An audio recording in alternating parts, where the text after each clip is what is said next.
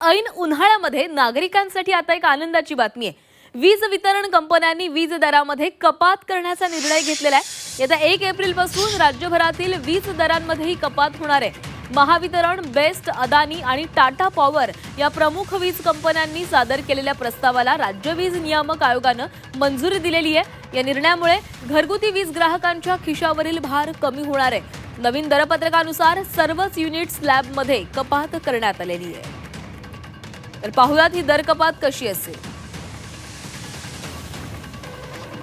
1 ते 100 युनिटसाठी 4.3% दर असेल, तर 101 ते 300 युनिटसाठी 7.1, 301 ते 500 युनिटसाठी 11.64 आणि 500 युनिटपेक्षा जास्त वीज वापराकरता 12.64% दर असतील।